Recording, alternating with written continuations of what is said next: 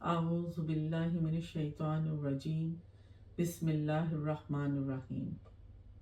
تمام ناظرین و سامعین کو السلام علیکم ورحمۃ اللہ وبرکاتہ۔ شروع کرتی ہوں اللہ کے بابرکت نام سے جو نہایت مہربان اور رحم کرنے والا ہے۔ سب تعریفیں رب کائنات کے لیے جو ہم سب کو پیدا کرنے والا ہے۔ محترم ناظرین و سامعین، اللہ تعالیٰ آپ سب کو حضور اکرم صلی اللہ علیہ وسلم کی توجہات اور فیض و برکات سے مالا مال فرمائے، اور اسی طرح حضور اکرم صلی اللہ علیہ وسلم کی ولادت کی خوشیاں منانے کی ساری زندگی توفیق عطا فرمائے۔ محترم ناظرین و سامعین، اللہ رب العزت کا بہت کرم ہے کہ جس نے ہمیں میلاد النبی کا یہ مہینہ عطا فرمایا، اور آج میں رخسانہ عالم پریئر آف نالج پروگرام کے ساتھ آپ کی خدمت میں حاضر ہیں۔ آج میلاد النبی کا 8واں پروگرام ہے، 8 تاریخ ہے، اور ہم 8واں پروگرام کر رہے ہیں۔ محترم ناظرین و سامعین، تاجدار کائنات کی بابرکت پیدائش پر خوشی کا اظہار کرنا، گھروں کو سجانا، مسجدوں کو سجانا، دعوتیں ضیافتیں کرنا، بلا شبہ پروردگار کے حکم کی تعمیل ہے، اللہ کے فرمان کی بجاوری ہے۔ اس عمل سے اس قدر برکت نازل ہوتی ہے جس کا اندازہ کرنا بھی ممکن نہیں۔ قرآن پاک میں سورہ یونس میں ہے، اے پیارے محبوب آپ صلی اللہ علیہ وآلہ وسلم ارشاد فرما دیں، اللہ کے فضل اور اس کی رحمت پر خوشیاں مناؤ، ان تمام چیزوں سے بہتر ہے جو وہ جمع کرتے ہیں۔ اس آیت مقدسہ میں اللہ کے ہر فضل پر خوشی منانے کا حکم ہے۔ اللہ کے ہم پر اس قدر فضل ہیں کہ اگر ہم زندگی بھر بھی ان کو گنتے رہیں تو ان کی گنتی بھی ممکن نہیں ہے۔ ہمارا وجود بھی اللہ کا فضل ہے، ہماری بقا بھی اللہ کا فضل ہے، ہماری زندگی بھی اللہ کا فضل ہے، ہماری صحت بھی اللہ کا فضل ہے، ہماری اولاد بھی اللہ کا فضل ہے، ہماری خوشحالی بھی اللہ کا فضل ہے۔ یہ سب اللہ تعالیٰ کے فضل ہیں۔ محترم ناظرین و سامعین، جس کام کا آغاز اللہ کے نام پاک کلام سے ہو اس میں برکت پیدا ہوتی ہے، یہ کام اپنے کمال اپنے انجام کو پہنچتا ہے۔ میں آج باقاعدہ اس محفل کا آغاز کرنے کے لیے اپنی بہن حفصہ ہارون کو دعوت دیتی ہوں کہ وہ تلاوت کلام پاک سے اس محفل کا آغاز فرمائیں اور ساتھ ہی بارگاہ مصطفیٰ میں نعت کا نذرانہ بھی پیش کریں۔ تشریف لاتی ہیں سسٹر حفصہ ہارون۔ اعوذ باللہ من الشیطان الرجیم، بسم اللہ الرحمن الرحیم، الحمد للہ رب العالمین، الرحمن الرحیم، مالک یوم الدین، ایاک نعبد و ایاک نستعین، اہدنا الصراط المستقیم، صراط الذین انعمت علیہم غیر المغضوب علیہم ولا الضالین،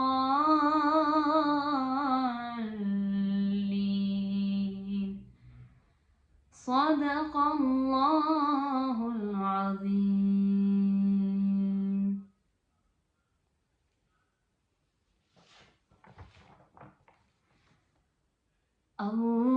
اللہم صلی علی سیدنا و مولانا محمد،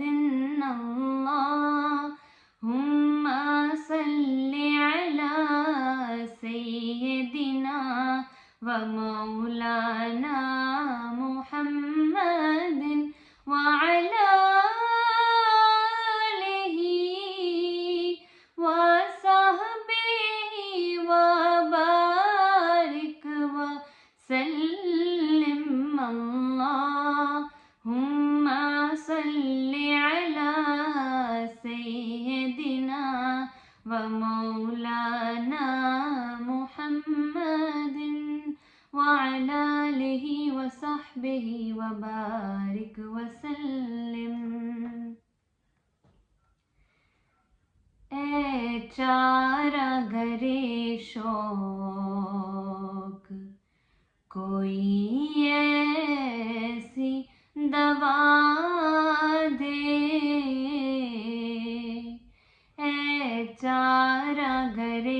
शौक, कोई ऐसी दवा दे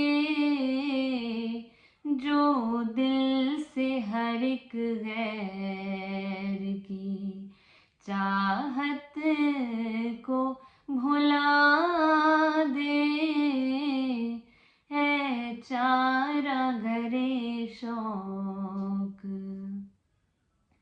बस देख लिया दुनिया के रिश्तों का तमाशा, बस देख लिया दुनिया के रिश्तों का तमाशा, मखलूक से उम्मीद किए सब दीप बुझा दे, मखलूक से उम्मीद के सब दीप बुझा दे, ऐ चारा गरे शौक। पाकीज़ा तमन्नाएं भी लाती है उदासी, पाकीज़ा तमन्नाएं भी लाती है उदासी, हर ज़ौक़ तलब शौक तमन्ना ही मिटा दे, हर ज़ौक़ तलब शौक तमन्ना ही मिटा दे, ऐ चारा गरे शौक। एक मैं हूँ फ़क़त तू हो और आलम हूँ हो, एक मैं हूँ फ़क़त तू हो और आलम हूँ हो, ऐ हुस्ने अज़ल सारे हिजाबात उठा दे, ऐ हुस्ने अज़ल सारे हिजाबात उठा दे, ऐ चारा गरे शौक, कोई ऐसी दवा दे जो दिल से हर एक गैर की चाहत को भुला दे,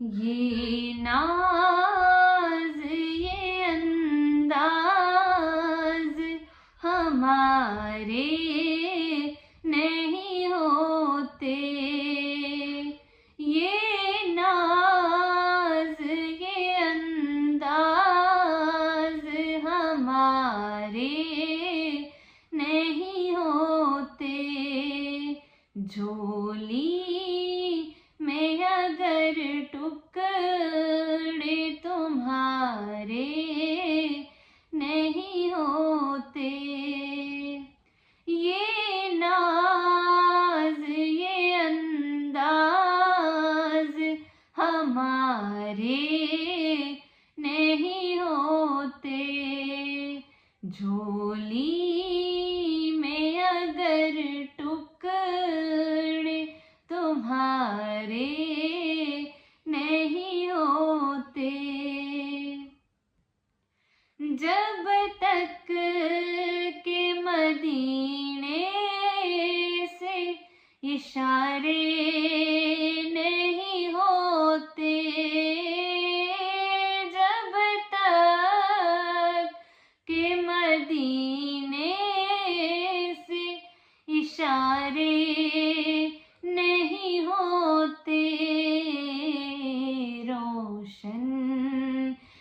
कभी किस्मत के सितारे नहीं होते, रोशन कभी किस्मत के सितारे नहीं होते, झोली में अगर टुकड़े तुम्हारे नहीं होते, दामन शफाअत में हमें कौन छुपाता, दामन शफाअत में हमें कौन छुपाता, सरकार अगर आप हमारे नहीं होते, सरकार अगर आप हमारे नहीं होते, झोली में अगर टुकड़े तुम्हारे नहीं होते। मोहतरम नाजरीन व सामीन, किसी शायर ने क्या खूब कहा, हम्द क्या है हुस्ने आलमे ताप में खोने का नाम, नात क्या है उल्फते सरकार में रोने का नाम। अभी हमारे सामने हमारी सिस्टर हफ्सा हारून तलावते कलाम पाक और बारगाह मुस्तफ़ा में नात का नजराना पेश फरमा रही थी। मोहतरम नाजरीन व सामीन, जहाँ खुदा का जिक्र होता है वहीं पर उसके महबूब का भी जिक्र होता है। खुदा को अपना ऐसा जिक्र कबूल नहीं है जो जिक्र मुस्तफ़ा के बगैर हो। इंसान लाख अल्लाह की वातनियत का दम भरता रहे, ला इलाहा इल्लल्लाह कहता रहे, उसका ये कहना उस वक्त तक कबूल नहीं होता जब तक वो ला इलाहा इल्लल्लाहु मुहम्मदुर रसूलुल्लाह पूरा ना कहे। जिस महफिल में हुजूर का जिक्र ना हो, हुजूर पर दरूद ना पढ़ा जाए, हुजूर की तारीफ व तौसीफ ना हो, वो महफिल ना तमाम ना मुकम्मल रहती है। मोहतरम नाजरीन व सामीन, अल्लाह ताला कुरान पाक में इरशाद फरमाता है, वमा अरसलना का इल्ला रहमतल लिल आलमीन, और नहीं भेजा हमने आपको मगर रहमत बनाकर तमाम जहानों के लिए, आपके नेमत होने की दलील है। अल्लज़ीना बद्दलू नेमतल्लाहि कुफ्रा, वो लोग जिन्होंने बदला अल्लाह की नेमत को कुफ्र करते हुए। इस आयत की तफसीर में सैयदना इब्ने अब्बास रज़ी अल्लाह ताला अन्हु इरशाद फरमाते हैं, नेमतल्लाहि मुहम्मदुन सल्लल्लाहु अलैहि वसल्लम, नेमत अल्लाह मोहम्मद सल्लल्लाहु अलैहि वसल्लम हैं। जब साबित हुआ कि आप रहमत भी हैं नेमत भी हैं, तो अल्लाह की रहमत और अल्लाह की नेमत के असूल पर उन दिनों में शुक्र अदा करना, इजहार खुशी करना और लोगों को उन दिनों की अजमत और तारीख से आगाह करना और याद बनाना भी कुरान मजीद से साबित है। मोहतरम नाजरीन व सामीन, अल्लाह ताला कुरान पाक में इरशाद फरमाता है, कुल बिफदलिल्लाहि व बिरहमतिही फबिज़ालिका फलयफरहू हुआ खैरुम मिम्मा यजमऊन। ऐ महबूब, लोगों को फरमा दीजिए, अल्लाह के फजल और रहमत के मिलने पर चाहिए कि वो खुशी करें, वो बेहतर है इससे जो वो जमा करते हैं।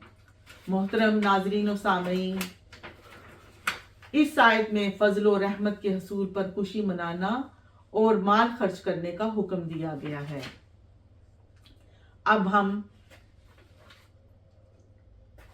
अपनी इंग्लिश स्पीच की तरफ चलते हैं, जिसमें हसीबा आलम आपको बताएंगी कि मिलाद क्यों मनाना चाहिए।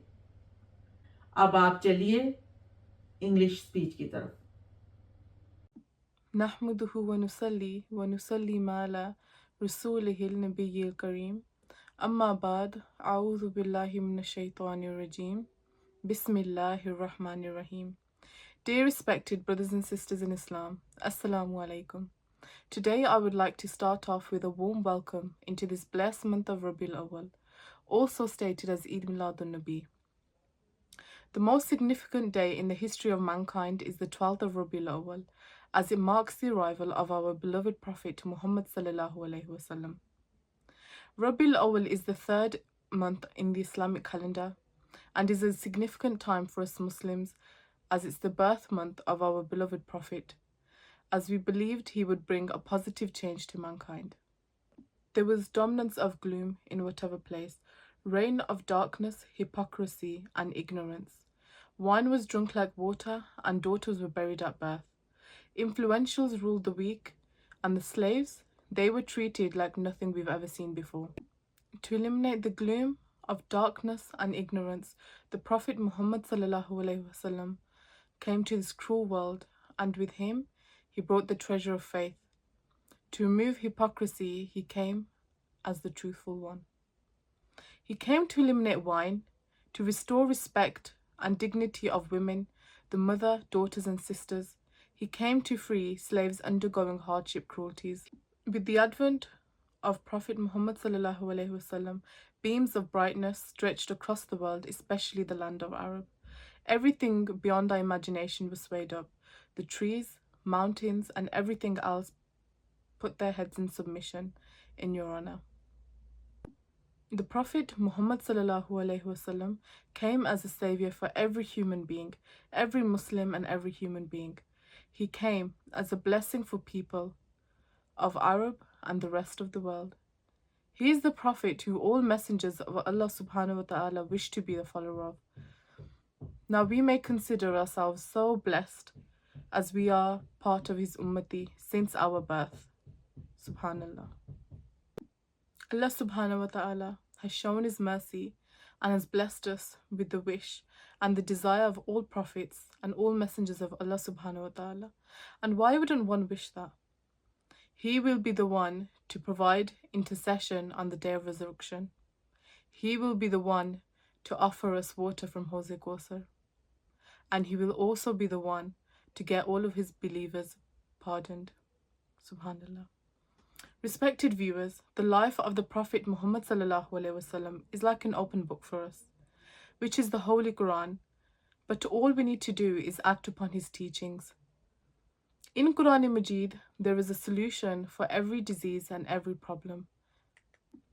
Quran Kareem is actually a recipe of alchemy sent by Allah subhanahu wa ta'ala to his believers through the Prophet, peace be upon him. And he was an alive instance of Quranic teachings. Enviable the fortune of Bibi Halima radiyallahu ta'ala anha, who fed the Prophet, who nurtured the Prophet sallallahu alaihi wasallam in her lap. Friends, why don't we term the day of 12th of Rabiul Awwal as Eid? This is the day when all humanity got freed from the stone idols. Just think, if the Prophet Muhammad, peace be upon him, were not to come to this world, we will still be groping in the dark and gloom, wandering without guidance. Respected brothers and sisters, the day of today, Allah subhanahu wa ta'ala laid the basis of our forgiveness, and he bestowed us with a perfect mentor, Muhammad sallallahu alaihi wasallam, peace be upon him. And he was the one who had led us to the right path.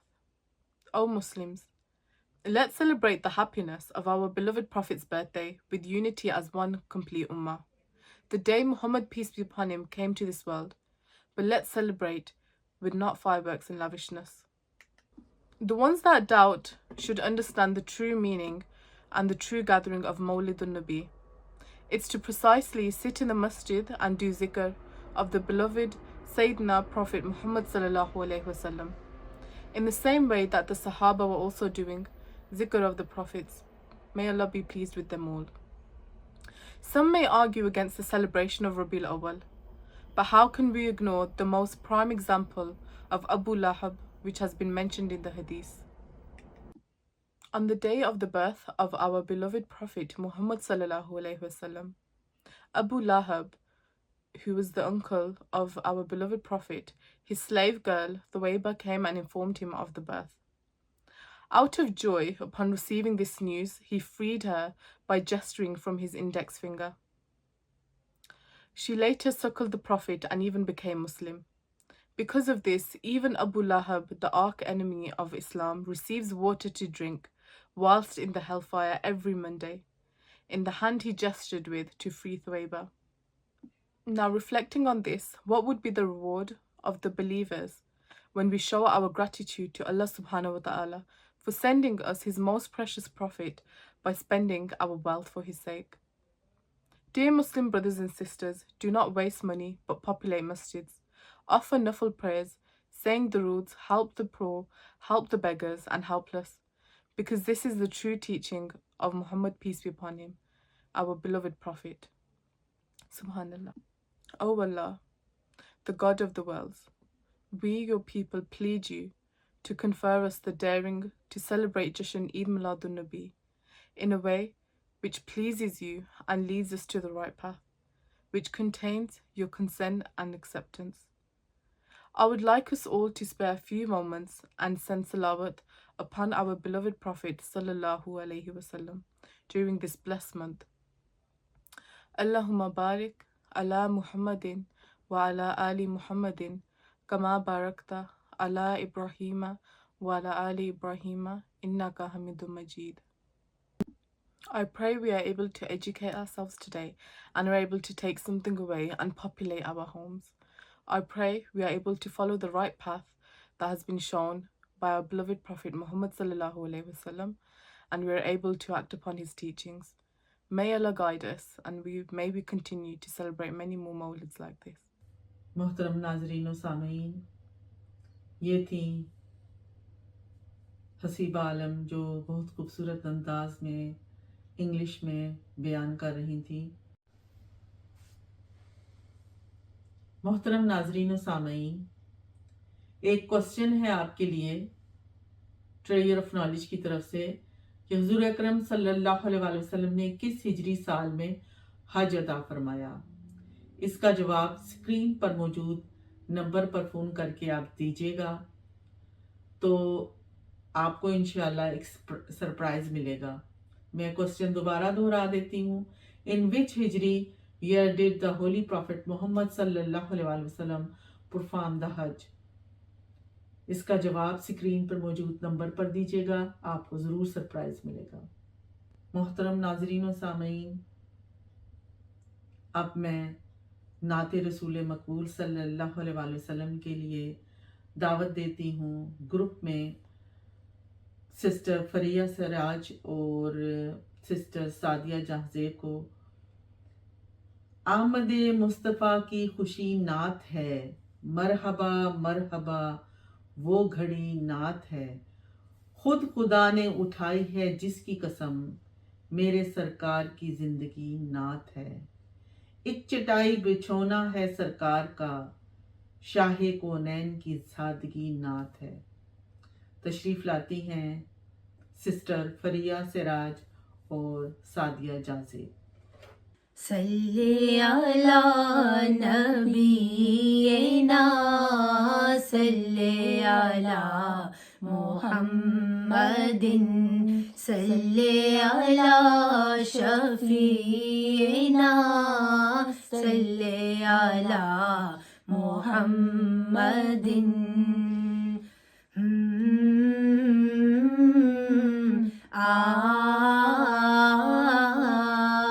Shah Medina Shah Medina Shah Medina Shah Medina.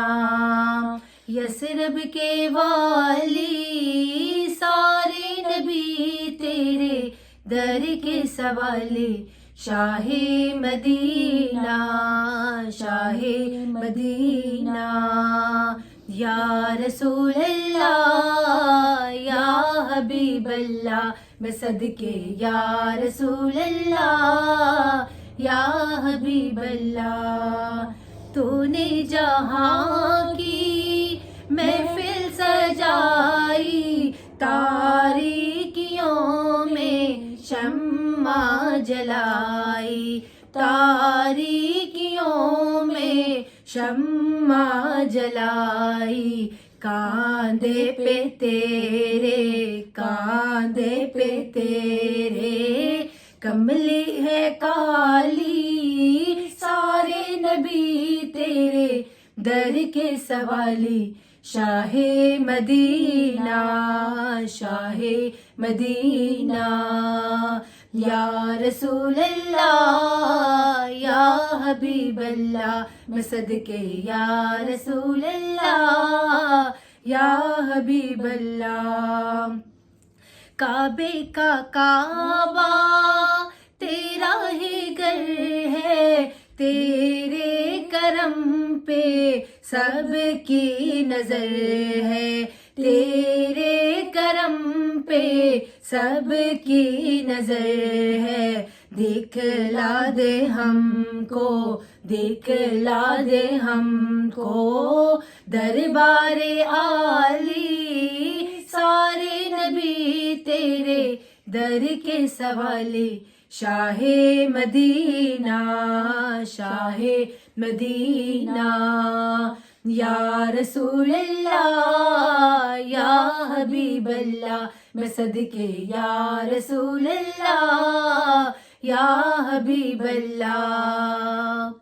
आस लगी मोहे तोरे दर की, दर पे बुलाओ मक्की मदनी, दर पे बुलाओ मक्की मदनी, बिगड़ी बनाओ मक्की मदनी, दर पे बुलाओ मक्की मदनी, बिगड़ी बनाओ मक्की मदनी। हर सांसों में मदीना है, हर सांसों में मदीना है, हुआ मुश्किल मेरा जीना है, अब तो सुनो डोलन, अब तो सुनो माही, अब तो सुनो राजन, अब तो सुनो मेरे मक्की मदनी, दर पे बुलाओ मक्की मदनी, दर पे बुलाओ मक्की मदनी, बिगड़ी बनाओ मक्की मदनी। और अब तो मदीने बुला लीजिए, वो प्यारा रोजा दिखा दीजिए, अब तो मदीने बुला लीजिए, वो प्यारा रोजा दिखा दीजिए, कब की तड़प इन अखियन की, दर पे बुलाओ मक्की मदनी, दर पे बुलाओ मक्की मदनी, दर पे बुलाओ मक्की मदनी। छोड़ फिक्र दुनिया की, चल मदीने चलते हैं, छोड़ फिक्र दुनिया की, चल मदीने चलते हैं, छोड़ फिक्र दुनिया की, चल मदीने चलते हैं, मुस्तफा गुलामों की किस्मतें बदलते हैं, मुस्तफा गुलामों की किस्मतें बदलते हैं, और रहमतों की चादर के साए साथ चलते हैं, रहमतों की चादर سائے ساتھ چلتے ہیں مصطفیٰ کے دیوانے، گھر سے جب نکلتے ہیں مصطفیٰ کے دیوانے، گھر سے جب نکلتے ہیں اور ہم کو روز ملتا ہے صدقہ کملی والے کا، ہم کو روز ملتا ہے صدقہ کملی والے کا، مصطفیٰ کے ٹکڑوں پر، مصطفیٰ کے ٹکڑوں پر خوش نصیب پلتے ہیں، مصطفیٰ کے ٹکڑوں پر خوش نصیب پلتے ہیں، چھوڑ فکر دنیا کی آیا کملی والا، آیا کملی والا، آیا کملی والا، آیا کملی والا، مرحبا مرحبا مرحبا مرحبا مرحبا مرحبا مرحبا مرحبا مرحبا مرحبا مرحبا مرحبا، آمد مصطفیٰ مرحبا مرحبا، جلوائے حق نما مرحبا مرحبا، آمد مصطفیٰ مرحبا مرحبا، جلوائے حق نما مرحبا مرحبا، آیا کملی والا، آیا کملی والا، آیا کملی والا، آیا کملی والا، تم صلی اللہ کی مچی 400، تم صلی اللہ کی مچی 400، نور رحمت کی بارش ہوئی کو بکو، آج پیدا ہوئے ہیں حبیب خدا، آمد مصطفیٰ مرحبا مرحبا، آیا کملی والا، آیا کملی والا، آیا کملی والا، آیا کملی والا، حور دین مبارک ہے آئی سبھی، حور دین مبارک ہے آئی سبھی، 7 گجر درودوں کے لائی سبھی، رشک جنت ہے اگر آمینہ کا بنا، رشک جنت ہے گھر آمینہ کا بنا، آمد مصطفیٰ مرحبا مرحبا، آیا کملی والا، آیا کملی والا، آیا کملی والا، آیا کملی والا۔ محترم ناظرین و سامعین، یہ تھیں سسٹر فریحہ سراج اور سعدیہ جہاں-زیب سسٹر، جو کہ اپنے خوبصورت انداز میں نعتیہ کلام پیش فرما رہی تھی۔ محترم ناظرین و سامعین، ایک بار پھر سوال کو دہرا دیتی ہوں، حضور اکرم صلی اللہ علیہ وآلہ وسلم نے کس ہجری سال میں حج عطا فرمایا؟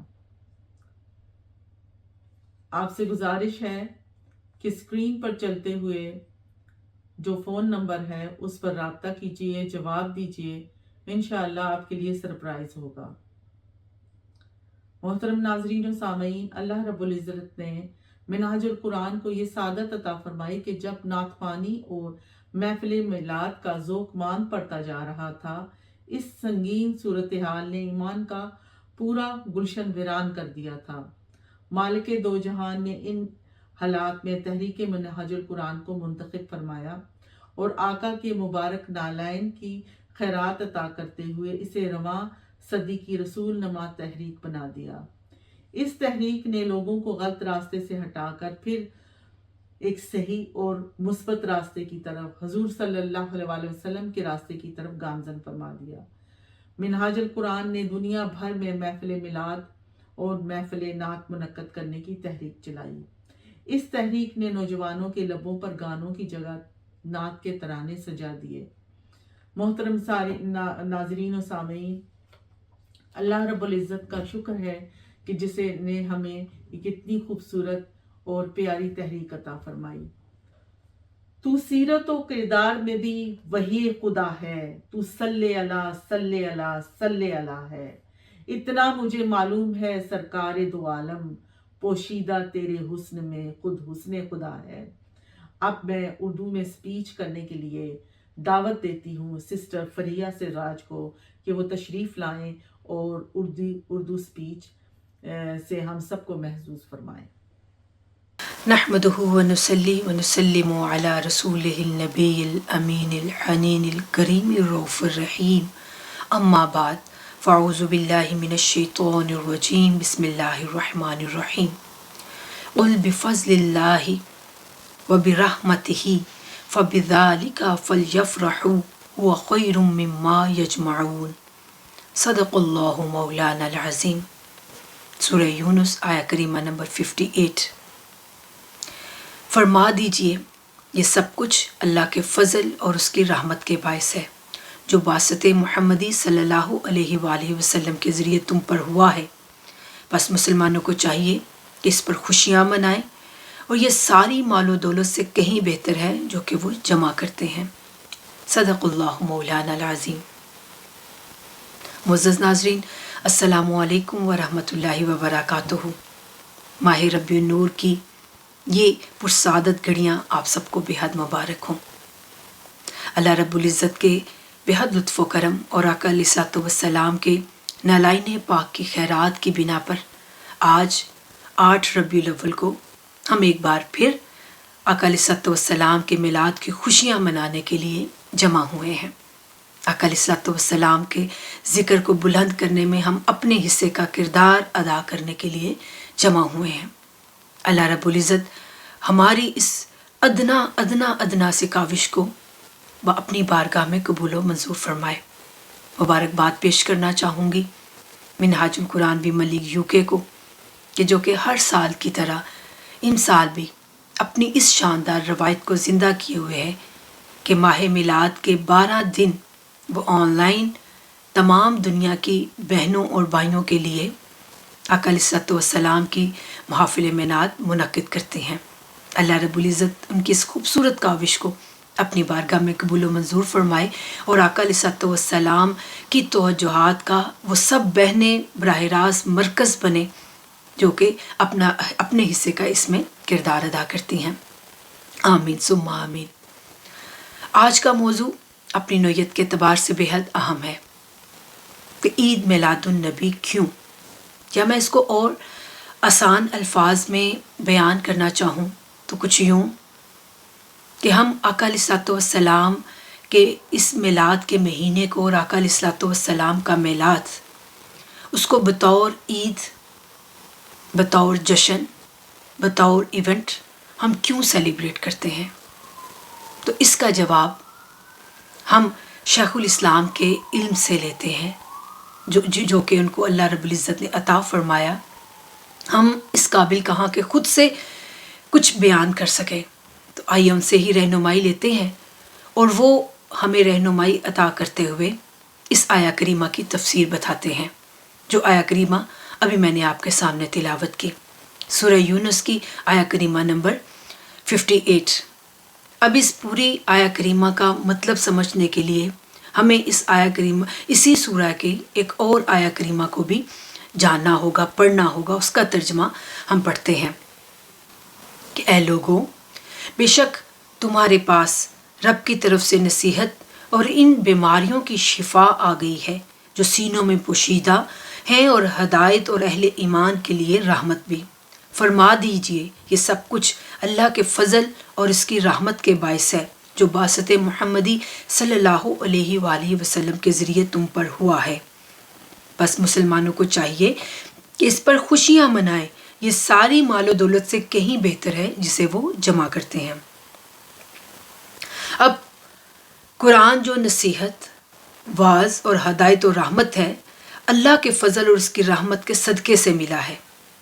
حضرت عبداللہ بن عباس رضی اللہ تعالیٰ عنہ روایت کرتے ہیں کہ اللہ کا فضل اور اس کی رحمت سے مراد اس آیا کریمہ میں سیدنا محمد مصطفیٰ صلی اللہ علیہ وآلہ وسلم کی ذات مبارکہ ہے۔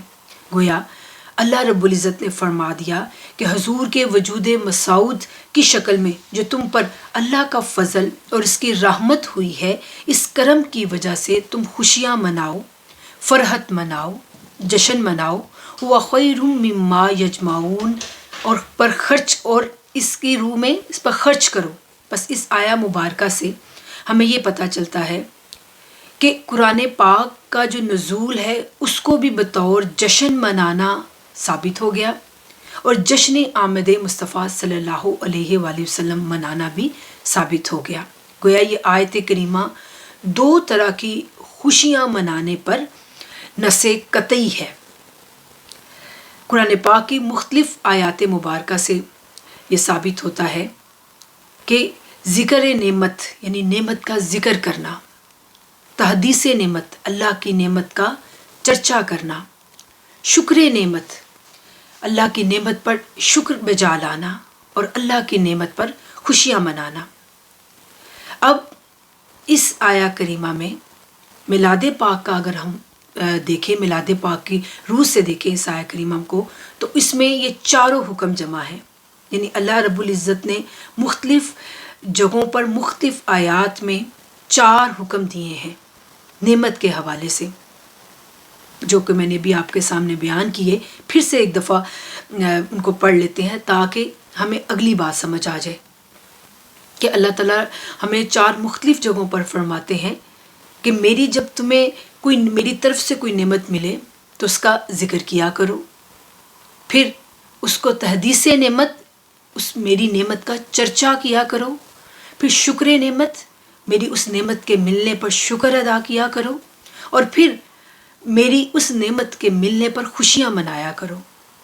تو اس آیا کریمہ کی روشنی میں ہمیں یہ پتہ چلتا ہے کہ میلاد کی جب ہم بات کرتے ہیں تو اس میں یہ چاروں حکم جو ہیں وہ جمع ہو جاتے ہیں۔ نعمتوں میں ولادت مصطفیٰ اور بعثت مصطفیٰ سے بڑی نعمت کائنات میں کوئی نہیں ہے۔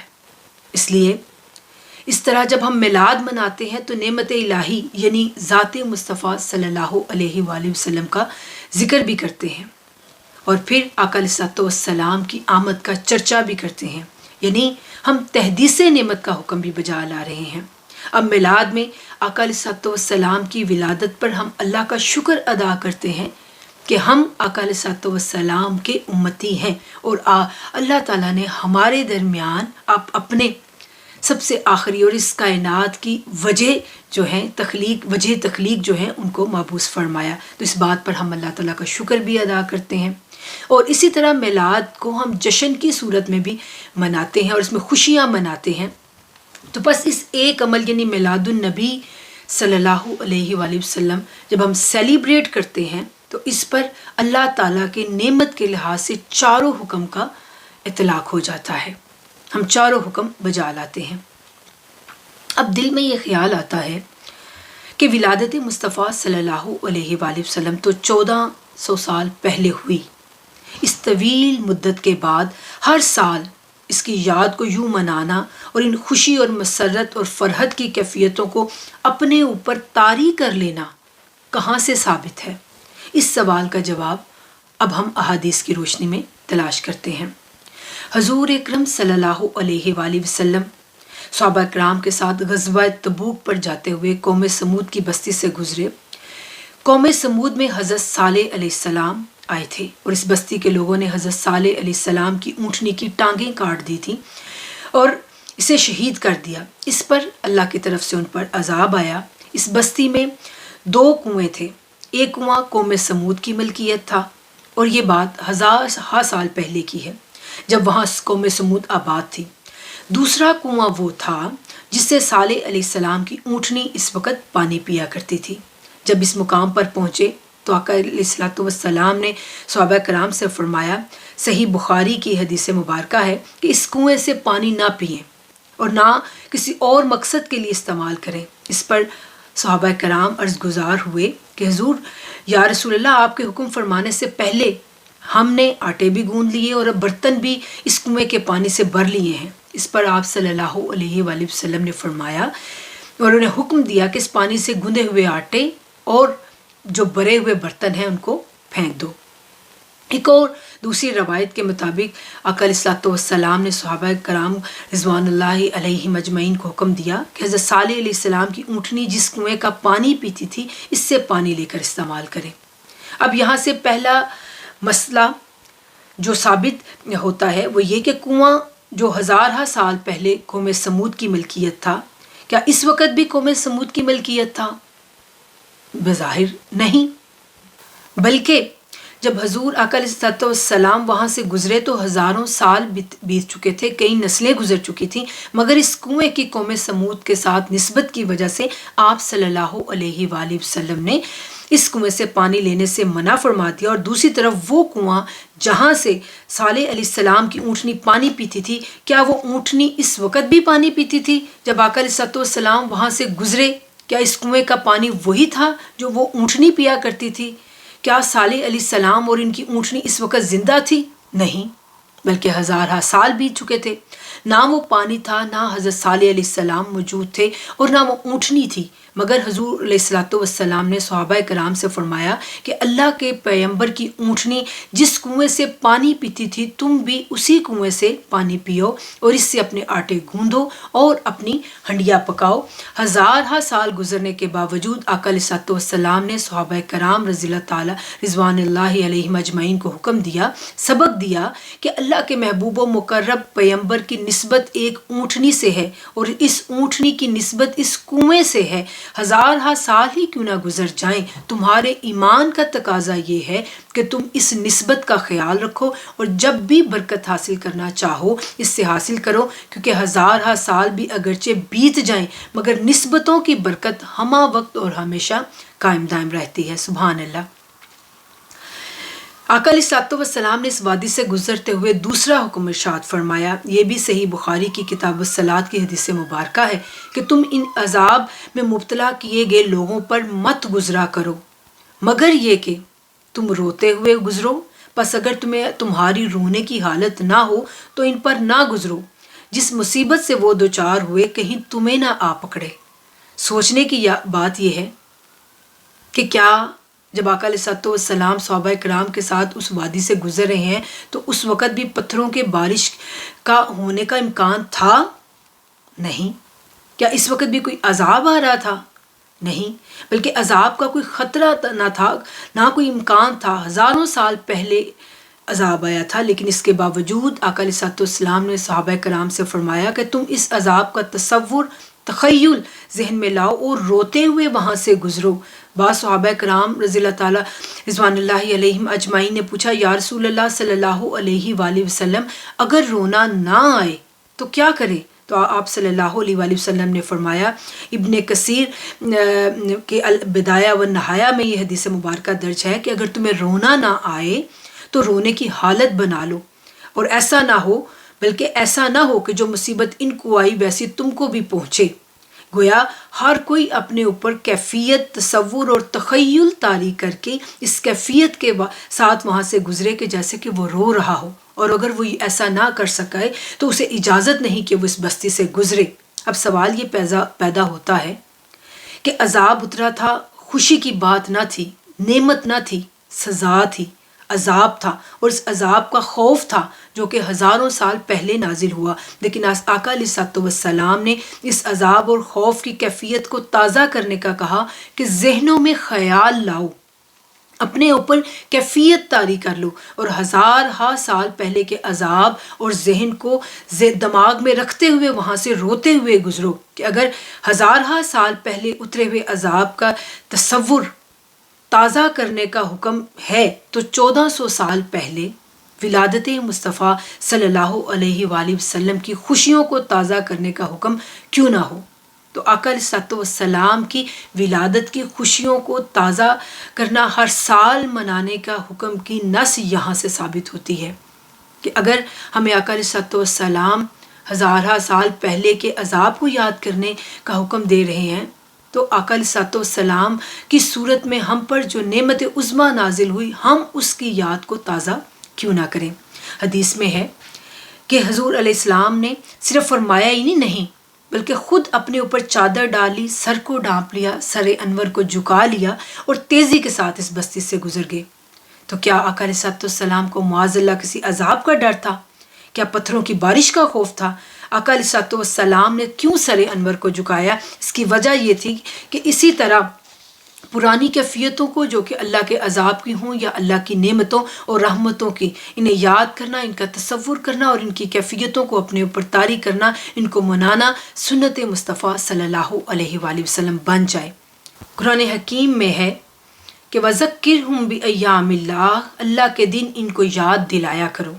حضرت عبداللہ بن عباس رضی اللہ تعالیٰ عنہ نے فرمایا کہ اللہ کے ایام، اللہ کے دن سے مراد وہ دن ہے جس میں کوئی عذاب آیا یا وہ دن جس میں امت پر، انسانیت پر اللہ کی طرف سے کوئی رحمت اور نعمت نازل ہوئی۔ عذاب کے دن ہوں تو انہیں خوف اور غم کی کیفیتوں کے ساتھ منایا جائے تاکہ تم اللہ سے ڈرو، اور جس دن اللہ کی کوئی نعمت اور رحمت آئی ہو اس دن کو تشکر، خوشی اور فرحت کے ساتھ منایا کرو تاکہ عمر بھر اللہ کی شکر گزاری رہے۔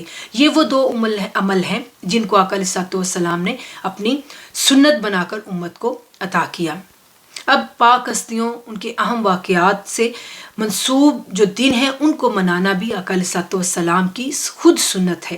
تو آقا علیہ الصلوۃ والسلام نے خود اپنی حیات مبارکہ میں یوم موسیٰ بھی بنایا اور یوم نوح بھی بنایا۔ حضرت ابو موسیٰ اشعری روایت کرتے ہیں اور یہ حدیث مبارکہ جو ہے وہ صحیح مسلم اور صحیح بخاری میں درج ہے کہ یہود یوم عاشوراء کی تعظیم کرتے تھے اور اسے عید کے طور پر مناتے تھے۔ پس حضور اکرم صلی اللہ علیہ وآلہ وسلم نے فرمایا کہ تم اس دن روزہ رکھا کرو۔ یہ عاشوراء کا دن یہودی مناتے تھے، اور دیگر احادیث میں ہے کہ اس کی وجہ یہ تھی کہ یہ فتح موسیٰ کا دن تھا جس دن فرعون غرق ہوا تھا اور موسیٰ علیہ السلام بنی اسرائیل کے ساتھ فتح یاب ہو کر وادی سینا میں پہنچے تھے۔ یہود اس دن کی تعظیم کرتے اور اس دن کو بطور عید سیلیبریٹ کرتے تھے۔ اب توجہ طلب بات یہ ہے کہ وہ پیغمبر، وہ اسلام کا بانی اور دائی جن کو بالعموم تعلیم یہ ہے کہ وہ اپنے شعار یہود و نصارہ سے الگ رکھیں، اپنے طور طریقے سیپریٹ رکھیں تاکہ ان میں اور یہود و نصارہ میں آپس میں کوئی مماثلت، کوئی میچ نظر نہ آئے، یعنی کہ وہ ڈیفرنٹ لگے۔ اب شعار الگ الگ منانے کی تعلیم دینے والے پیغمبر صلی اللہ علیہ وآلہ وسلم اگر چاہتے تو دن آگے پیچھے کر لیتے، مگر جانتے ہوئے کہ یہ دن یہودیوں کا یوم فتح کا دن ہے وہ اس دن کی تعظیم بھی کرتے اور اس دن کو بطور عید مناتے تھے۔ ان تمام حقائق کے باوجود تاجدار کائنات صلی اللہ علیہ وآلہ وسلم نے فرمایا، صحیح بخاری میں حدیث مبارکہ درج ہے کہ اگر موسیٰ کا یوم تم مناتے ہو، یعنی وہ یہودیوں سے کہہ رہے کہ اگر موسیٰ کا یوم تم مناتے ہو تو میں تم سے زیادہ حضرت موسیٰ علیہ السلام کا حقدار ہوں، بس آپ نے اس دن روزہ رکھا اور روزہ رکھنے کا حکم بھی دیا۔ بس کسی بھی شکل میں یوم موسیٰ منانا یا یوم منانا، سیلیبریٹ کرنا اور اس دن کو خاص اہمیت دینا سنت مصطفیٰ صلی اللہ علیہ وآلہ وسلم ہے۔ حضرت ابو ہریرہ رضی اللہ تعالیٰ عنہ نے روایت کیا کہ آقا علیہ الصلوۃ والسلام جب عاشوراء کے دن روزہ رکھنے کی بابت یہود سے پوچھا تو انہوں نے حضرت موسیٰ اور بنی اسرائیل کی نجات کا ذکر کیا تو اور پھر کہا کہ اس دن جودی پہاڑی پر کشتی ٹھہری تو نوح و موسیٰ نے اللہ کا شکر ادا کرتے ہوئے روزہ رکھا۔ یہ سن کر آقا علیہ الصلوۃ والسلام نے خود بھی روزہ رکھا اور صحابہ کرام کو بھی روزہ رکھنے کا حکم دیا۔ اسی طرح اسلام سے پہلے دور جاہلیت میں یوم عاشورہ کا دن منایا جاتا تھا، اور اس زمانے میں قریش اور حضور آقا علیہ الصلوۃ والسلام یوم عاشورہ کا روزہ رکھا کرتے تھے۔ امام ابن حجر عسقلانی فتح الباری میں قریش کے اس دن روزہ رکھنے کی وجہ بیان کرتے ہیں، وہ یہ کہ عاشورہ کے دن یعنی 10 محرم کے دن قریش کا روزہ رکھنے کا سبب یہ ہے کہ شاید انہوں نے پہلی شریعتوں سے اس کو پایا ہو، اور اس لیے وہ اس دن کی تعظیم کرتے ہوئے خانہ کعبہ کو غلاف چڑھایا کرتے تھے، خانہ کعبہ پر غلاف چڑھایا کرتے تھے۔ تو آقا علیہ الصلوۃ والسلام نے بھی اس روایت کو زندہ رکھا اور اس دن کو روزہ رکھنے کی صورت میں منانے کا حکم دیا۔ اب معزز سامعین، کعبے کو غلاف چڑھانے کی باری آئے یا کعبے کے غلاف چڑھانے کا دن ہو تو اس دن کو بھی ہم سیلیبریٹ کریں۔ حضرت نوح کی کشتی جودی پہاڑی پر لگنے کا دن ہو تو ہم وہ دن بھی منائیں۔ موسیٰ علیہ السلام کی فتح کا دن ہو تو اس دن کو بھی ہم منائیں، یعنی ہمیں حکم آقا علیہ الصلوۃ والسلام کی طرف سے ملا ہے کہ ہم اس دن کا روزہ رکھیں اور اس دن کو بطور عید منائیں۔ تو پھر اور یہ سارا کچھ منانا سنت مصطفیٰ ہو تو اگر تاجدار کائنات صلی اللہ علیہ وآلہ وسلم کی آمد کا، آپ کی ولادت کا دن ہو اس کائنات میں، تو اس کو سنت کیوں نہ بنایا جائے اور اس کو اس سنت کے تحت ہم کیوں سیلیبریٹ نہ کریں۔ اب ایک اور روایت لیتے ہیں کہ سیدنا حضرت عمر فاروق رضی اللہ تعالیٰ عنہ سے ایک یہودی نے پوچھا کہ امیر المومنین، آپ کے قرآن میں ایک آیت ایسی ہے کہ اگر وہ ہماری تورات میں اترتی تو ہم اس دن کو اس آیت کے اترنے کی خوشی میں بطور عید مناتے۔ سیدنا فاروق اعظم رضی اللہ تعالیٰ عنہ نے پوچھا کہ وہ آیہ مبارکہ کون سی ہے جس کا آپ ذکر کر رہے ہیں؟ تو انہوں نے فرمایا تکمیل دین کی یہ آیت کہ الیوم اکملت لکم دینکم، یہ والی آیت، تکمیل دین کی یہ آیت اگر ہماری کتاب تورات میں اترتی تو ہم اس دن کو عید کے طور پر مناتے۔ آپ نے اس آیت کے اترنے کی کیا قدر کی ہے؟ آپ نے اسے عید نہیں منایا؟ تو سیدنا فاروق اعظم نے جواب دیا، فتح الباری میں یہ ہے کہ مجھے معلوم ہے جس دن یہ آیت نازل ہوئی اور کس مقام پر اتری۔ جس دن اتری وہ جمعہ کا دن تھا، جس مقام پر اتری وہ مقام عرفات کا دن تھا۔ تم اس آیت کے اترنے پر ایک عید مناتے، ہم اس آیت کے اترنے پر 2 عیدیں مناتے ہیں۔ عرفات کا دن بھی عید کا دن ہے اور جمعہ کا دن بھی عید کا دن ہے۔ سبحان اللہ۔ اب توجہ طلب بات یہ ہے کہ سیدنا فاروق اعظم رضی اللہ تعالیٰ عنہ نے تصریح کر دی کہ اس آیت کے اترنے کے دن کو بطور عید منانا حق ہے، ہم مناتے ہیں، ایک نہیں 2 عیدیں مناتے ہیں۔ اب یہ جو عیدیں حضرت عمر فاروق نے بیان کیں یہ عید الفطر یا عید الاضحیٰ ہیں؟ ظاہر ہے نہیں ہے، یا ان کے علاوہ ہیں؟ ڈیفینیٹلی ان کے علاوہ ہیں۔ اگر کوئی یہ سمجھے کہ اسلام میں صرف 2 عیدیں ہیں، عید الفطر اور عید الاضحیٰ، اور اس کے علاوہ کسی اور دن کو ہم عید ماننے کے لیے تیار نہیں ہیں، تو حضرت فاروق اعظم رضی اللہ تعالیٰ عنہ کے اس قول پر ہمیں غور کرنا چاہیے کہ آپ نے کہا کہ عرفہ کا دن اور جمعہ کا دن، اب عرفہ کا دن عید الاضحیٰ نہیں، جو عید الاضحیٰ کا دن اس سے اگلا دن ہوتا ہے، وہ دن عید کا نہیں ہے۔ حضرت عمر فاروق نے عرفہ کے دن کو بھی عید کا دن کہا اور جمعہ کے دن کو بھی عید کا دن کہا۔ گویا حضرت عمر فاروق نے عید الفطر اور عید الاضحیٰ کے علاوہ اس آیت کے اترنے کے دن کو 2 عیدوں کا دن کہا ہے۔ قرآن پاک کی ایک آیت اترے اور اس پر 2 عیدوں کے منانے کا حکم ہو، جو کہ سیدنا عمر فاروق بتا رہے ہیں، اور وہ آیت الہیہ یعنی محمد مصطفیٰ صلی اللہ علیہ وآلہ وسلم جن کے صدقے ساری آیات نصیب ہوں، وہ جس دن آئیں تو ہم اس دن کو بطور عید میلاد کیوں نہ منائیں؟ تو اس کا جواب یہ ملتا ہے کہ ہمیں عید الفطر اور عید الاضحیٰ کے علاوہ بھی عیدیں منانے کا حکم پتہ چلتا ہے، ہماری شریعت میں یہ ثابت ہے۔ تو اگر ہم قرآن پاک کی تکمیل کی جو آیت ہے اس کے اترنے پر 2 عیدیں منا سکتے ہیں، تو وہ آیات جن پر نازل ہوئیں ان کی آمد کے موقع پر، ان کی آمد کے دن کو ہم بطور عید کیوں نہ منائیں، اور ان کے پورے مہینے کو، ولادت کے مہینے کو ہم بطور عید کیوں نہ سیلیبریٹ کریں۔ اب یہ کہ مقام میلاد کی زیارت کرنا کیا سنت مصطفیٰ صلی اللہ علیہ وآلہ وسلم تھی؟ جی، رتبے میں آقا علیہ السلام سے بڑھ کر کوئی پیغمبر نہیں، مگر اس کے باوجود آقا علیہ السلام نے حضرت عیسیٰ علیہ السلام کے مقام میلاد کی زیارت کی۔ معراج کی رات جب آقا علیہ السلام مسجد اقصیٰ بیت المقدس کی طرف تشریف لے گئے، جبریل امین نے عرض کیا، یا رسول اللہ، براق سے نیچے تشریف لے آئیے۔ آقا علیہ السلام نیچے تشریف لے آئے۔ جبریل امین نے عرض کیا، یا رسول اللہ، یہاں 2 رکعت نماز نفل ادا کیجیے اور ادا کیجیے۔ تو آقا علیہ السلام فرماتے ہیں، میں نے نماز پڑھ لی اور جبریل امین نے مجھ سے پوچھا، یا رسول اللہ، آپ کو معلوم ہے کہ آپ یہاں کیوں تشریف لائے ہیں اور کس جگہ آپ نے نماز پڑھی ہے؟ پھر ساتھ ہی جبریل امین کہنے لگے، آقا صلی اللہ علیہ وآلہ وسلم، یہ مقام جو ہے یہ میلاد عیسیٰ کا ہے، یہ بیت اللحم ہے، یہاں حضرت عیسیٰ علیہ السلام کی ولادت ہوئی تھی۔ عین اس مقام پر لا کر آقا علیہ السلام سے نفل پڑھائے گئے۔ اس جگہ 2 نفل پڑھنے کا مقصد کیا تھا؟ درجہ تو آقا علیہ السلام کا اونچا ہے۔ درجے کا عالم تو یہ ہے کہ جب آقا علیہ السلام معراج کی رات گزر رہے تھے تو جلیل القدر انبیاء حضور صلی اللہ علیہ وآلہ وسلم کے گزرنے کی رات اپنی قبروں میں کھڑے آپ صلی اللہ علیہ وآلہ وسلم پر صلوات پڑھ رہے تھے۔ درجہ تو آقا علیہ السلام کا اونچا ہے، لیکن اگر آقا علیہ السلام اس جگہ نہ جاتے اور 2 رکعت نماز نفل ادا نہ کرتے تو انبیاء کی ولادت کی جگہ کی زیارت کرنا، وہاں جا کر نفل پڑھنا کس کی سنت بنتا؟ اس لیے چونکہ اس بات کو آقا علیہ السلام کی سنت بنانا تھا تو آقا علیہ السلام کے عمل نے اسے سنت بنا دیا کہ نبیوں کی جائے ولادت پر جا کر زیارت کی جائے اور وہاں جا کر نفل پڑھے۔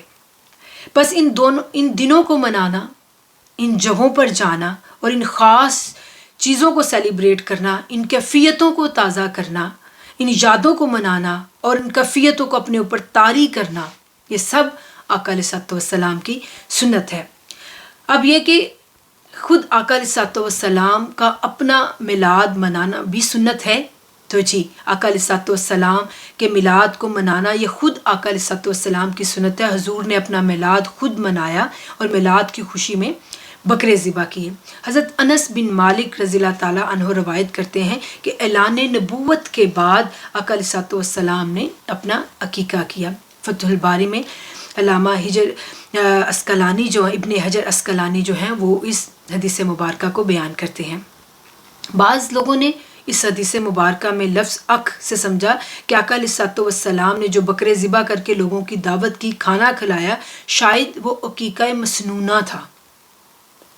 اس مغالطے کو شیخ الاسلام دور فرماتے ہیں کہ دراصل وہ عقیقہ نہیں تھا، اس لیے کہ تمام کتب سیر، کتب سیرت اٹھا کر دیکھ لیں اگر، تو تمام کتب سیرت میں یہ بات موجود ہے کہ آقا علیہ السلام کا عقیقہ آپ کے دادا عبد المطلب نے آپ کی پیدائش کے 7ویں دن کر دیا تھا، اور عقیقہ ایک دفعہ ہی ہوتا ہے، اس کو دہرایا نہیں جاتا کیونکہ وہ صدقہ خیرات ہے، اور یہ سنت جو ہے وہ سنت ابراہیمی ہے۔ دور عرب میں یہ طریقہ چلا آ رہا تھا کہ اگر معاذ اللہ کو یہ کہے کہ آپ صلی اللہ علیہ وآلہ وسلم کے دادا نے چونکہ دور جاہلیت میں آپ صلی اللہ علیہ وآلہ وسلم کا عقیقہ کیا تھا، اس لیے اعلان نبوت کے بعد آپ صلی اللہ علیہ وآلہ وسلم نے اسے دہرانا ضروری سمجھا، تو یہ سوچ غلط ہے، کیونکہ اگر دور جاہلیت میں کیا جانے والا عقیقہ جو کہ ایک صدقہ و خیرات ہے برقرار نہیں رہتا اور اعلان نبوت کے بعد دہرانا ضروری تھا، تو پھر اس خیال کو سوچئے کہ آقا علیہ السلام کا نکاح حضرت خدیجہ الکبریٰ سے بھی دور جاہلیت میں اعلان نبوت سے پہلے ہوا تھا۔ تو اگر اعلان نبوت سے پہلے کا کیا ہوا نکاح باطل نہیں ہے، اس کو دہرانے کی ضرورت نہیں ہے، تو عقیقہ دہرانے کی ضرورت بھی یہاں سے پتہ چلتا ہے کہ نہیں تھی، کیونکہ حالانکہ وہ ایک صدقہ خیرات ہے۔ نبوت کے بعد بکرے ذبح کرنا دراصل عقیقہ نہ تھا۔ امام جلال الدین سیوطی جو ہیں وہ بیان کرتے ہیں کہ اعلان نبوت کے بعد بکرے ذبح کر کے دعوت عام دینے کے متعلق یہ ہے کہ یہ آقا علیہ الصلوۃ والسلام نے خود اپنا میلاد منایا تھا۔ آپ صلی اللہ علیہ وآلہ وسلم نے بکرے ذبح کیے، کھانا کھلایا تاکہ قیامت کے دن تک یہ سنت ہو جائے کہ آقا علیہ الصلوۃ والسلام کا میلاد منانا، کھانے کھلانا، ضیافت کرنا، خیرات کرنا، خوشیاں منانا دراصل عقیقے اور ولیمے کی طرح سنت مصطفیٰ ہے۔ ولیمہ شادی کی خوشی کا کھانا ہے اور عقیقہ میلاد کی خوشی، پیدائش کی خوشی کا کھانا ہے۔ تو اس حدیث میں اس کھانے کو عقیقے کا نام اس لیے دیا تاکہ لوگوں کو پتہ چلے کہ آقا علیہ الصلوۃ والسلام نے اپنی ولادت کی خوشی کا کھانا کھلایا۔ بس آقا علیہ الصلوۃ والسلام نے اپنا میلاد خود منا کر قیامت تک کے مسلمانوں کے لیے اس کو سنت بنا دیا۔ ابو لہب نے آقا علیہ الصلوۃ والسلام کو بتیجا سمجھ کر آپ کے میلاد کی خوشی میں لونڈی کو آزاد کیا، اور دوزخ میں جانے کے باوجود اس کو آقا علیہ الصلوۃ والسلام کے میلاد کی خوشی منانے کا اجر ملتا ہے کہ ہر ہفتے جب پیر کا دن آتا ہے تو اس کا عذاب کم کر دیا جاتا ہے، اور اس کی انگلیوں سے جس سے اس نے آقا علیہ الصلوۃ والسلام کے میلاد کی خوشی میں لونڈی سویبہ کو آزاد کیا، اس کا اشارہ کیا جن انگلیوں سے، تو وہاں سے ٹھنڈا پانی نکلتا ہے اور وہ اپنی پیاس بجھاتا ہے۔ اگر ایک کافر کو جس نے آقا علیہ الصلوۃ والسلام کو اپنا بتیجا سمجھتے ہوئے خوشی کا اظہار کیا تو رب کی بارگاہ سے اس کا اجر مل رہا ہے، تو جب کوئی مسلمان آقا علیہ الصلوۃ والسلام کے میلاد کا دن مناتا ہے تو کیا اس کو اللہ تعالیٰ کی بارگاہ سے کوئی اجر یا کوئی نعمتیں نہیں ملیں گی؟ تو بلا شبہ آقا علیہ الصلوۃ والسلام کے میلاد کی خوشی میں ہر وہ شخص جو حضور کا میلاد خوشی سے مناتا ہے، انتظامات کرتا ہے، چراغاں کرتا ہے، محافل میلاد منعقد کرتا ہے، کھانے تقسیم کرتا ہے، ضیافتیں کرتا ہے، اس خوشی میں اللہ رب العزت کی طرف سے بے حد و حساب اجر عطا کیا جاتا ہے۔ تو آقا علیہ الصلوۃ والسلام کے ولادت کے تذکرے کے لیے صحابہ کرام بھی جو تھے وہ اجتماع کا اہتمام کیا کرتے تھے۔ تو ایسے وہ بتاتے ہیں کہ ہم میلاد میں حضور کا بیان جیسے کہ ہم میلاد میں آقا علیہ الصلوۃ والسلام کا بیان سنتے ہیں، حضور کی شان سنتے ہیں، حضور کی نعتیں سنتے ہیں، حضور کی عظمت کے ترانے گاتے ہیں، تو آقا علیہ الصلوۃ والسلام کی تمکنت اور آپ کی عظمت کا بیان ہوتا ہے، یہ کچھ میلاد میں ہوتا ہے۔ تو یہ سب کچھ صحابہ کرام بھی کرتے تھے، اور یہ صبح و شام آقا علیہ الصلوۃ والسلام خود بھی کیا کرتے تھے۔ سرکار دو عالم نے خود بارہا اپنی ولادت کا تذکرہ کے لیے صحابہ کرام رضی اللہ تعالیٰ عنہ رضوان اللہ علیہم اجمعین کو جمع کیا، اجتماع کا اہتمام فرمایا۔ حضرت مطلب بن ابی وداع سے روایت ہے، اور یہ روایت جو ہے صحیح الجامع صحیح میں بھی ہے اور ترمذی میں بھی ہے کہ حضرت عباس رضی اللہ تعالیٰ عنہ آقا علیہ الصلوۃ والسلام کی خدمت اقدس میں حاضر ہوئے۔ اس وقت ان کی کیفیت ایسی تھی گویا انہوں نے آقا علیہ الصلوۃ والسلام کے متعلق کفار سے معاذ اللہ کچھ نازیبا الفاظ سن رکھے ہوں۔ حضرت عباس رضی اللہ تعالیٰ عنہ نے یہ کلمات آقا علیہ الصلوۃ والسلام کو بتائے، یا آپ صلی اللہ علیہ وآلہ وسلم اپنے علم نبوت سے جان گئے تو آقا علیہ الصلوۃ والسلام منبر پر قیام فرما ہوئے اور فرمایا میں کون ہوں؟ صحابہ کرام رضی اللہ تعالیٰ عنہ رضوان اللہ علیہم اجمعین نے عرض کیا آپ پر سلام ہو، آپ اللہ کے رسول ہیں۔ آپ صلی اللہ علیہ وآلہ وسلم نے فرمایا میں عبداللہ کا بیٹا محمد ہوں صلی اللہ علیہ وسلم۔ اللہ تعالیٰ نے مخلوق کو پیدا کیا اور اس مخلوق میں سے بہترین گروہ انسان کے اندر مجھے پیدا فرمایا، پھر اس کو 2 گروہوں عرب و عجم میں تقسیم کیا اور ان میں سے بہترین گروہ عرب میں مجھے پیدا کیا، پھر اللہ تعالیٰ نے اس حصے کے قبائل بنائے اور اس کے بہترین قبیلہ قریش کے اندر مجھے پیدا کیا، پھر اس بہترین قبیلہ کے گھر بنائے تو مجھے بہترین گھر اور نسب ابو ہاشم میں پیدا کیا۔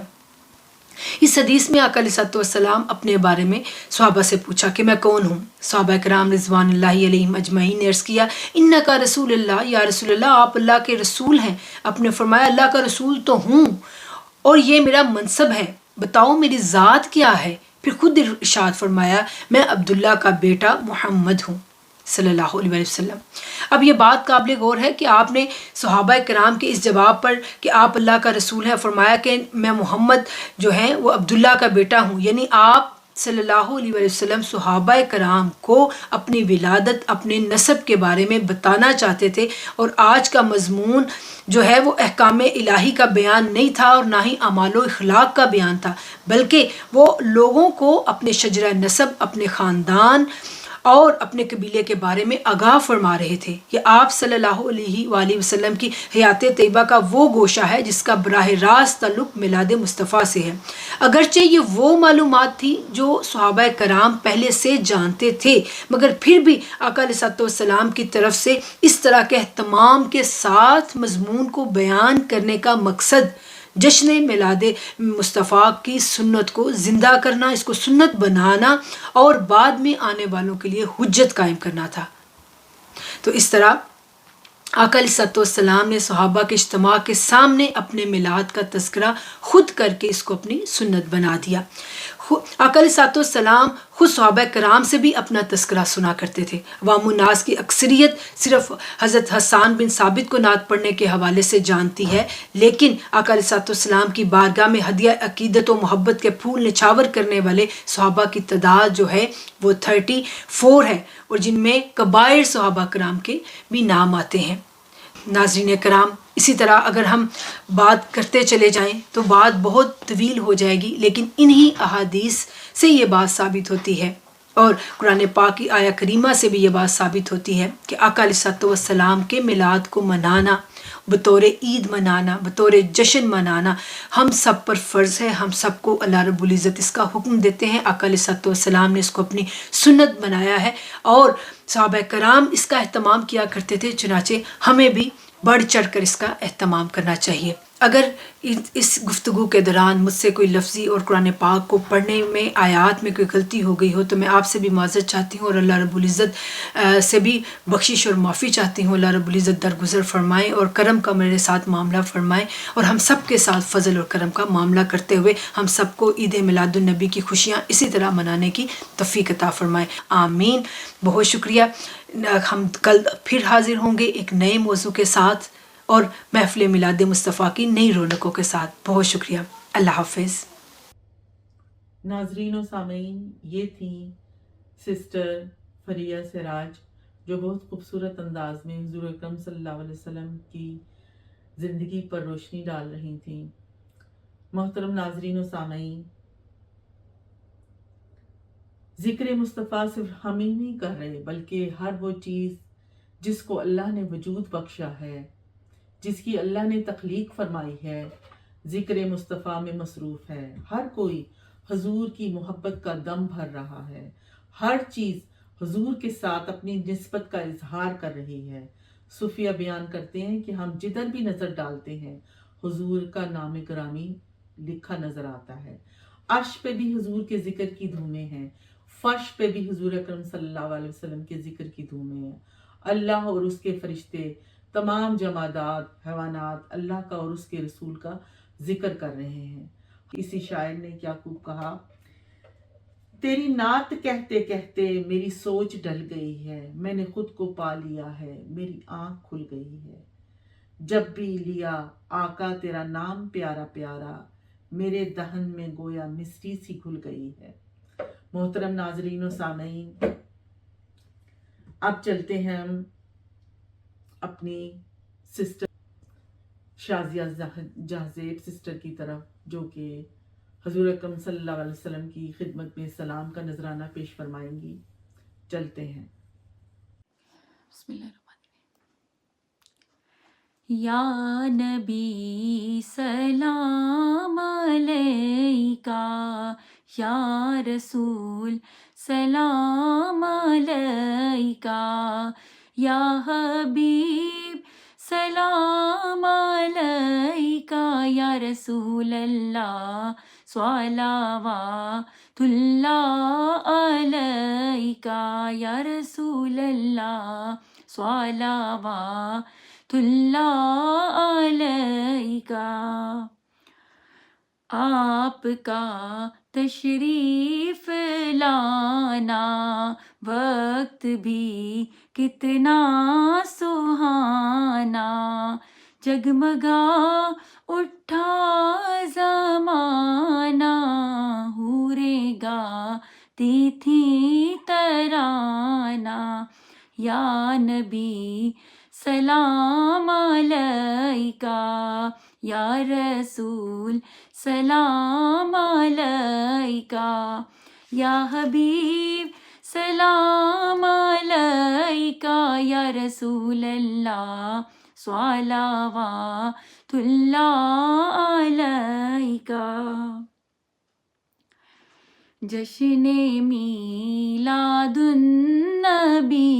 है, नूर की चादर तनी है, रोशनी ही रोशनी है, हर तरफ ये धूम मची है, या नबी सलाम अलैका, या रसूल सलाम अलैका, या हबीब सलाम अलैका, या रसूल अल्लाह स्वलावातुल्लाह